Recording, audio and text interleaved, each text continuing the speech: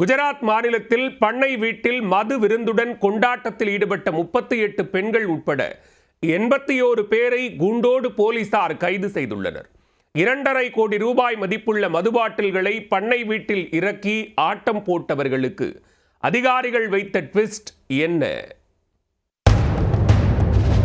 குஜராத் மாநிலம் அகமதாபாத்தில் பண்ணை வீட்டில் மது விருந்துடன் கொண்டாட்டத்தில் ஈடுபட்ட பெண்கள் கூண்டோடு கைது செய்யப்பட்டுள்ளனர்.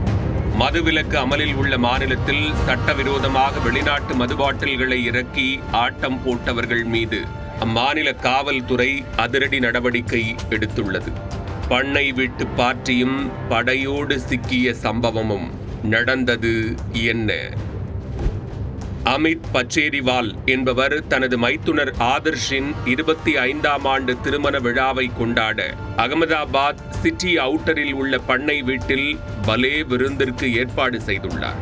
ரவி என்ற மருந்து வணிகருக்கு சொந்தமான அந்த பண்ணை வீட்டில் கிட்டத்தட்ட 30க்கும் மேற்பட்ட பெண்களுடன் ஆட்டம் பாட்டம் என கும்மாலமடித்து அலப்பறை செய்துள்ளனர். இதனால் பாதிக்கப்பட்ட அக்கம் பக்கத்தினர் யாரோ அகமதாபாத் போலீசாருக்கு ரகசிய தகவல் அளிக்க சம்பந்தப்பட்ட பண்ணை வீட்டில் பெரும் போலீஸ் படையே சுற்றி வளைத்தது. காதை கிழிக்கும் சத்தத்திற்கு நடுவே காக்கி சட்டையில் அடியெடுத்து வைக்க அங்கிருந்த 100க்கும் மேற்பட்டோர் தலைதெறிக்க ஓடினர். காரணம், திருமண நாள் விழாவில் போதை விருந்துக்கு ஏற்பாடு செய்யப்பட்டிருந்தது. காந்தியின் பிறந்த மாநிலமான குஜராத்தில் மதுவிலக்கு கொள்கை மிக கடுமையான சட்டங்களுடன் இன்னும் அமலில் உள்ளது. ஆனால் சட்டவிரோதமாக கள்ளச்சந்தையில் மதுபாட்டில் சப்ளை செய்யப்பட்டு விற்பனை செய்யப்பட்டு வருகிறது. அதேதான் இங்கும் நடந்துள்ளது. எந்தவித அனுமதியும் இல்லாமல் பண்ணை வீட்டில் மது விருந்து பார்ட்டி நடத்தி சட்டத்தை மீறியுள்ளனர்.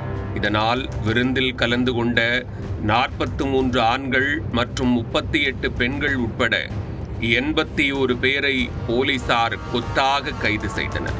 வெளிநாட்டு மதுபாட்டில்களை சட்டவிரோதமாக ஆர்டர் செய்து பிளாக்கில் வாங்கி இவர்கள் மது அருந்தி அட்ராசிட்டி செய்திருப்பது விசாரணையில் உறுதியானது.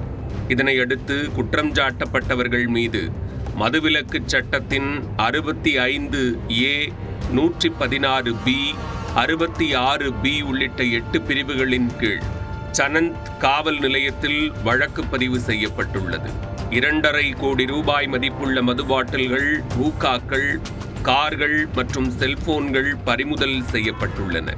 தொடர் விசாரணை நீடித்து வரும் நிலையில் சட்டவிரோதமாக மது பாட்டில் சப்ளை செய்தது யார், அவருடன் தொடர்பில் இருந்தது யார் உள்ளிட்ட பல்வேறு கோணங்களில் விசாரணை நீடித்து வருகிறது.